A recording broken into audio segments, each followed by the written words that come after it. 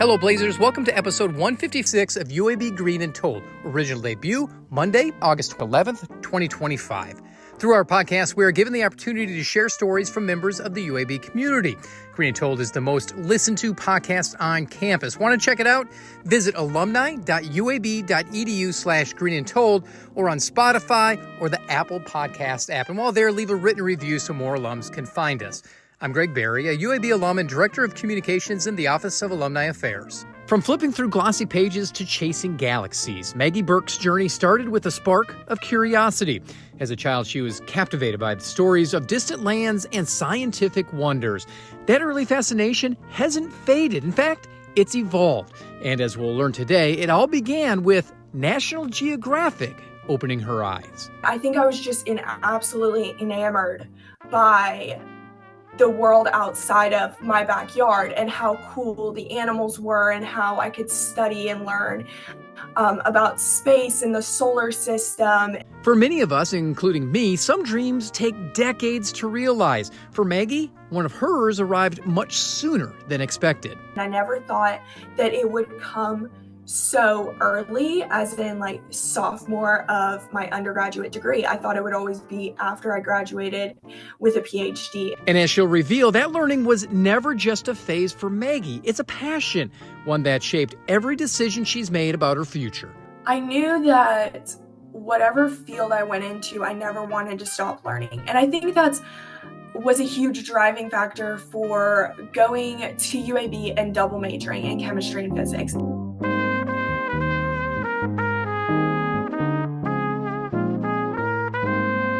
Just entering her senior year at UAB, Maggie Birks is a double major with a resume that already includes NASA. Her story is one of early inspiration, relentless curiosity, and a love for learning that's never let up. Maggie's experience reminds us that the spark of inspiration, when followed, can light the way to remarkable achievements. When I was in kindergarten, I started reading chapter books, and I just would read and read and read for hours on end.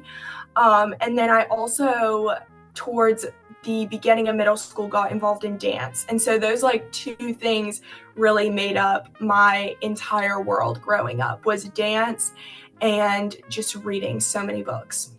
I want to go off of reading a little bit. I read somewhere that National Geographic kind of sucked you in and got you learning about science. What was it about National Geographic, that drew you in? My parents love to collect, I don't know if they still mail them monthly, but the classic thin yellow National Geographic magazines.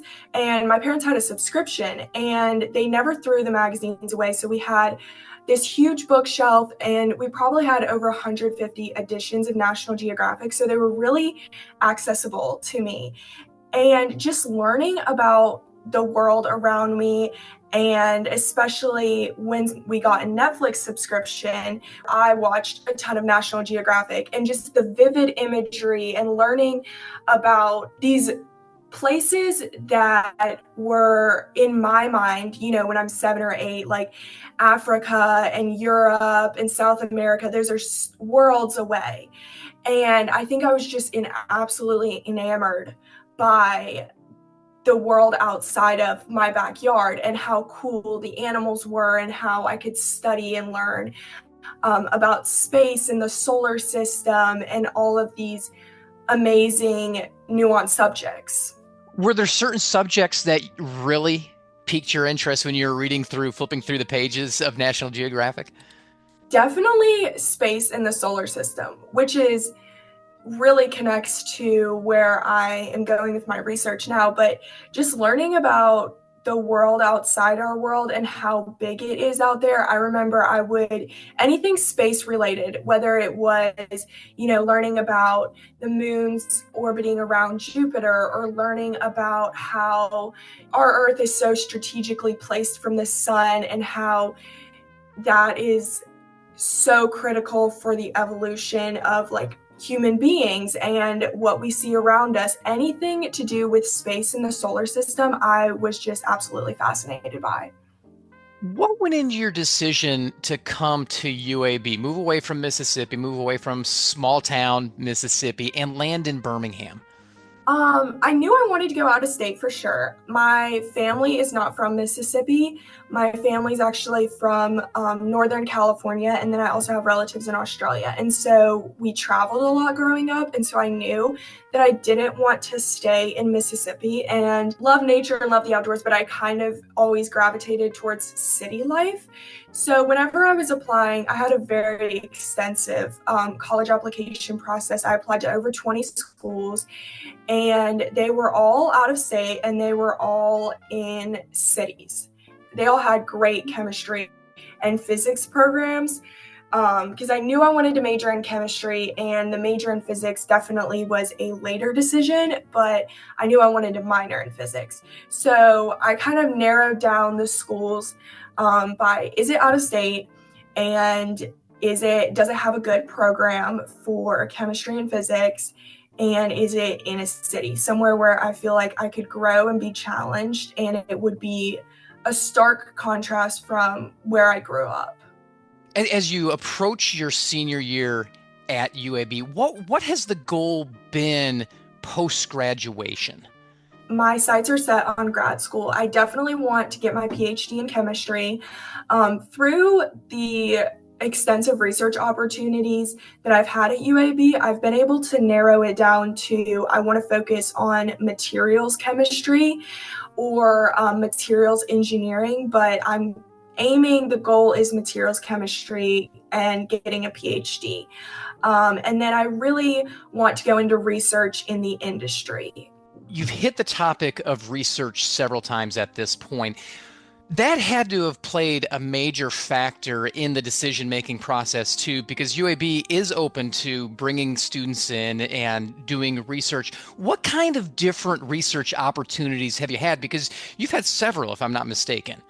Freshman year, I was in this class that was a very small physics class, and the professor was talking about touring labs, and even though I was a freshman, I was really interested, and so I didn't think I would get involved in research until much later in my college career, but I decided to shadow one of these labs, go and take a tour and get in contact with Dr. Stanishevsky, who I work for now, and I loved his lab, and so I asked if I could just sit in and do research, and I didn't realize that his lab was actually the lab that sponsors IRIS students, which is International Research Experience for Students, and it is this amazing program. It changed my life, where they send 6 to 8 students overseas to work in, specifically UAB pairs with the University of Łódź in Poland. And so they send these students over there, and you work on your own research project, and which is very different from a lot of the labs that my friends are in.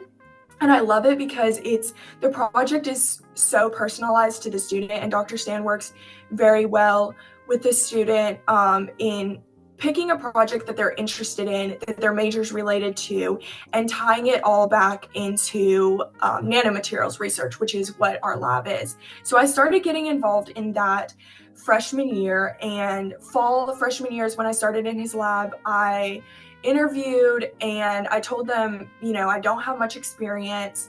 I would be willing to work in your lab if you'll just have me, because I just love research and I just want to learn. Thankfully, they took me under their wings. They allowed me to go to IRIS. So I went to IRIS both summer following my freshman year and summer following my sophomore year. That lab has really just nurtured me, mentored me in a way that I never could have imagined. And through that, I was actually introduced, through the physics department, I was introduced to another opportunity called Develop, which is this branch under NASA.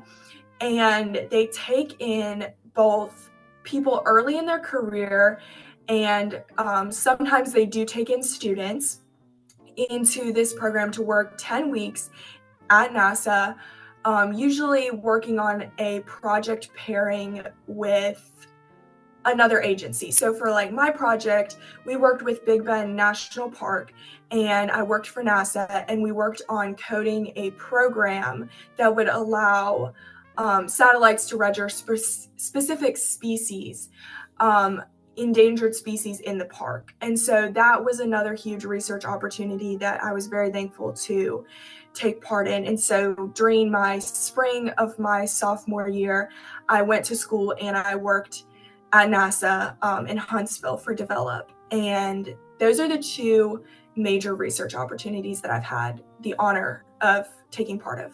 As someone who was reading those National Geographics, getting to work with NASA almost had to be a dream come true for you. 100%. I knew when I was in high school, I knew that I wanted to work for NASA at some point. I was always interested in their projects. NASA, it's a very big name, especially in a magazine like National Geographic. And as someone who was so enamored with the solar system and space, I knew I wanted to work for NASA. I didn't know what extent, and I never thought that it would come so early, as in like sophomore of my undergraduate degree. I thought it would always be after I graduated with a PhD. And so that was an amazing opportunity to go in and work with this organization that I'd grown up about reading all about their research. It was a 100% a dream come true. It's amazing that you went the route that you did with NASA, because let's face it, kind of studying endangered species, tracking endangered species isn't something you correlate typically with NASA. So were you surprised that that's kind of the realm that you landed? I definitely was. When they put out the job position, the only description really they gave is that we are going to be doing environmental research. I have since learned how broad environmental research is. So my project in Dr. Sand's lab and both of my projects through IRIS were environmentally focused, but they were very much chemistry and materials based and physics based, but they had environmental applications. And so when I saw this, I was like, NASA and environmental, right up my alley, something I would always dream of doing. And we didn't get the actual project until we were selected after the interview. So I interviewed for the process. The questions were pretty general, but they didn't even give us a synopsis of what the project was going to be. And then they send out the acceptances and offer me the position. And once we start training, we realize what the project is going to be. So it wasn't until I was selected that I even really understood, but I loved it because it broadened my vision of how so many different fields are working on environmental remediation and environmental issues, and they're working from their perspective or from a field that they love. We can all be working on, a very similar issue from a very different perspective.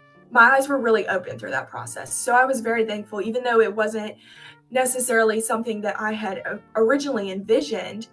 It was a really cool opportunity, and it was definitely out of my wheelhouse and something that stretched me as a student and a researcher, for sure. What was your role through that project? So there was 4 of us on a team, and there was one team lead, and then 3 of us that we were all equals.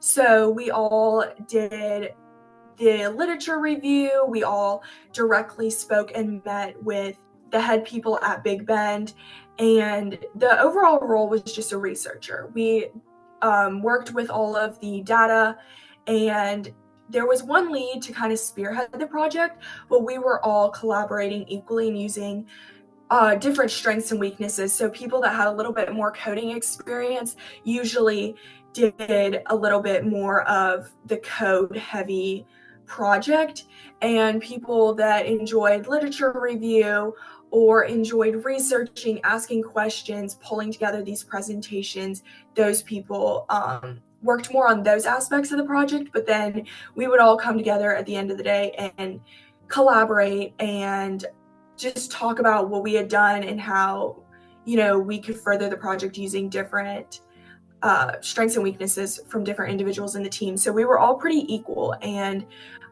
which I really liked. It was kind of like a small family working on this project together. As much of that was being an out of comfort zone experience for you, I'm assuming what you did with metal organic frameworks in Europe was right in the wheelhouse. Is that right? Yes, I loved that. Iris was definitely another project that stretched me out of my comfort zone. Every single research opportunity I've gone in, and I've been like, wow, this is going to be very, very hard. And it's just molded me and shaped me in different ways than I ever could have imagined. Metal organic frameworks, the subject itself was much more in my wheelhouse, but going over and working in a lab in Europe where there is like a language barrier and a cultural barrier, and my mentor is 2,000 miles away, it definitely stretched me in a different way than NASA did. Whereas NASA stretched me in a very academic way that I've never thought in this field or never thought in this direction. Iris stretched me in a way as how can I communicate? How can I adjust and adapt to circumstances that I have never been put in before? So, with everything that you've accomplished heading into your senior year at UAB, what is there left to do? That's what I love about science and I love about research is there's always something to learn and there's always something to improve on. And I am really planning going into my senior year to hone in on perfecting a very specific MOF for a very specific application. And that's something I'm very excited to do. So there's always new opportunities in the physics department, especially. And so take advantage as much as I can while I'm still at UAB of having this kind of close knit community before I go off to grad school. And anything that arises, I'm open to. I've learned that it is so good to have a general idea, but not a rigid plan going into college or any year or any experience, because I want to have an open mind about any cool opportunity coming my way. So, how do you think that Develop and Iris will help you down the road when you're furthering your education and becoming a professional? Both of those experiences taught me so much about adaptation and about self confidence. They both taught me how to go into a room where I feel like I don't know much and I feel like I'm underqualified, and how to have the humility but the self assurance that I can take on these jobs that may seem overwhelming, and that it's a good learning opportunity, and that knowing very little can be such an opportunity because it gives you so much space for growth. Collaboration is so important, and learning how to be very flexible and go into these circumstances that I've never seen before, and learning how to adapt to them and make the best of the situation, and that the answer that you may think is the answer may not always be the answer, and that's okay. It doesn't mean you're wrong. And making mistakes or not knowing is part of growth, and even though it's uncomfortable, it is an amazing opportunity to be challenged and to be a little bit uncomfortable at times. Rewinding quite a bit, you used the phrase life changing when you spoke about that first research opportunity you had. Explain why that was life changing for you. I never imagined that as a freshman, I would be able to travel the world and to do something that I love. I've always wanted to go into research. Well, probably since I've been in high school, I've wanted to go into research. And I didn't know what realm, but I knew that I loved research. I love learning. I love the academic environment. I love that environment of research. And so combining traveling the world, which I had always dreamed of doing, and I loved traveling growing up, and doing something that I'm so passionate about was amazing. And also, it's incredible at such a young age to go into the world and really have your eyes open to different cultures and how different people approach different things. And I think one of the best parts about Iris is that although I had a great mentor, that mentor was overseas. So Dr. Stan stayed in America while me and 5 other students went overseas to Poland. And you really did have to figure out so much on your own. And it taught you so much about the world and about yourself. I think a huge part of Iris is learning about yourself, learning about your strengths and weaknesses, learning when to say yes and no to opportunities. And it's kind of this whole thing about both Develop and Iris, like being adaptive to your environment and being flexible. I never pictured myself at UAB. When I applied to schools, I applied to a ton and I didn't really know where I would end up. And so going into UAB, I didn't have these expectations. I didn't really have a lot of expectations because I didn't imagine myself here. And just going into this school and meeting these amazing people and having the opportunity to do so many things I loved, as a freshman, when I viewed myself as maybe not the top applicant, was so life altering because it taught me so much about myself and my capabilities and about how things really do all work out for the best. As cheesy as that sounds, you never know where you're going to end up. As long as you have an open mind and a positive attitude, things are going to work out really well. It's fascinating that you wanted to go into research as a high schooler. You knew then. Most of your peers at the same age, they just kind of fall into it later in life. What was it about research that really kind of drew you towards it and you knew that you wanted to do it once you were on campus? Mainly, I love learning. And so I knew that whatever field I went into, I never wanted to stop learning. And I think was a huge driving factor for going to UAB and double majoring in chemistry and physics and trying to pursue a PhD.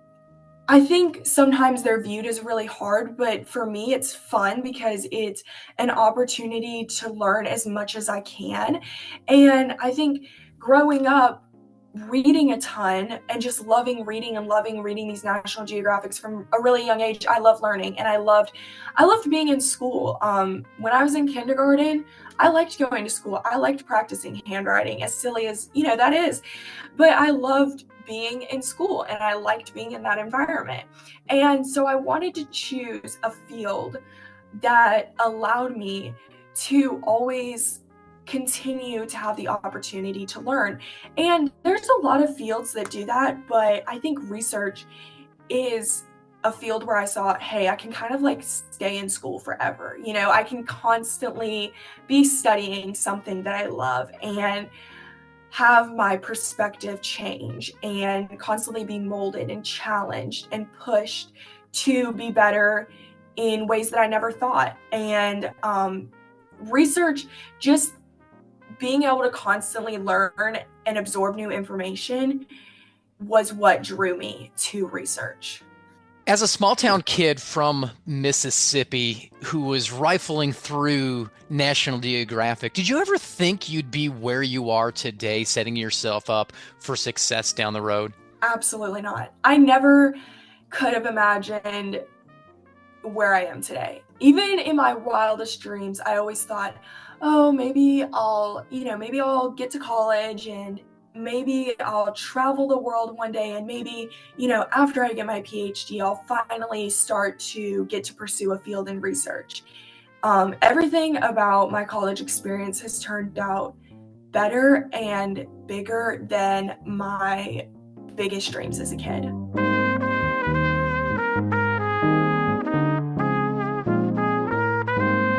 That's Maggie Birks, a UAB student double majoring in physics and chemistry in the College of Arts and Sciences. As she brings her curiosity, drive, and a spark that's all her own into the classroom, she's redefining what it means to be a blazer. I think one of the best things that UAB does is emphasize diversity and emphasize, having a bunch of different people from a bunch of different backgrounds work together for the betterment of society.